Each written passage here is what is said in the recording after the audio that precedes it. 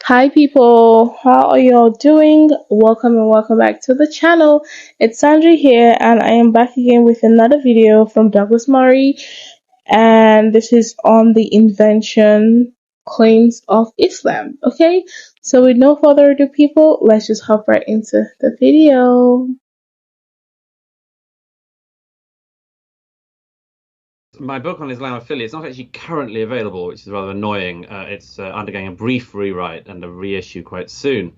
But I came up with the term Islamophilia because, really, first of all, I've become so bored of hearing what I think of as being its sort of opposite, the word Islamophobia, which had been around for so many years and meant so little, or at least what it did mean was so wrong and so irritatingly wrong. I thought something far more prevalent was not a phobia, certainly not an irrational fear of Islam, but a sort of a weird love of Islam, not by Muslims, but by non-Muslims. It'd be understandable for Muslims to love Islam. It was just rather strange that so many people who were not Muslims, and in many cases seemed to know absolutely nothing about Islam, were so enamored of the religion. And I just have been noticing this for a long time. Everyone from actors and movie stars to prime ministers and presidents, who would be critical and understandably and rightly critical of any and all belief systems, should there need to be, but who, when it came to Islam, only talked in this sort of slathering of praise and adoration. I mean, I lost count of the numbers of politicians who started in the last 15 years quoting in speeches their favorite bits of the Quran. It's the sort of, why are you doing And of that? course, Barack Obama said that the most beautiful sound is the call to prayer, right, of the Hazan. Yeah, So yeah, yeah, yeah. There were so many cases of it, and to my mind, it seemed far more prevalent and obvious than, as I say, its opposite. So no, my favorite, personal favorite, is an exhibition called "1,001 Islamic Inventions," which toured the science museums of the Western world, including America and Great Britain and other countries, and this exhibition basically advocated, it was totally anti-scientific, really. It was an act of proselytism by the Muslim Brotherhood, is how it started out. But this exhibition basically posited that Islam had invented the entire world, not just the creation of the world, but everything since. Landscape gardening and also urban planning. Almost all successes of science, cinema, and it did this amazing sort of Soviet style reverse engineering on history and indeed on facts, and because it was 1,001 Islamic inventions, it passed muster. I mean, if anyone had tried to claim that any other religion had sort of been responsible for absolutely every scientific invention, then people would raise an eyebrow and certainly wouldn't hand over the Science Museum in the national capital to such a piece of casuistry. But on this occasion they did, and as I say, that's an example of Islamophilia right in front of you.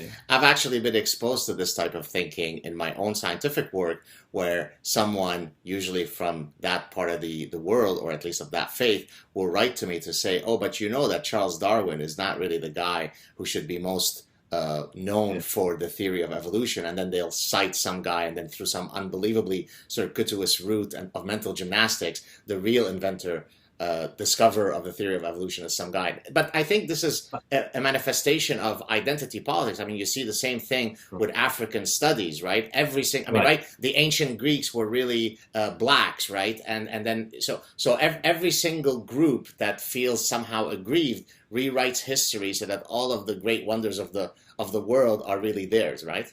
Yes, and I mean, my favorite example was the rewriting of the Wright brothers, where the Wright brothers were wrong, that they didn't invent flight, but that flight was invented by a Muslim in, I think, the 10th century, or in Andalusia or something. And the actual historical descriptions of this guy is there was a guy who kept on flinging himself off high buildings and falling to earth at an incredible speed. Right. or But just jumping from any place and committing suicide becomes the invention of flight, right? yeah, and it was really strange because they sort of attributed a man who just plummeted a lot. They attributed to him the gift of sort of the invention of flight.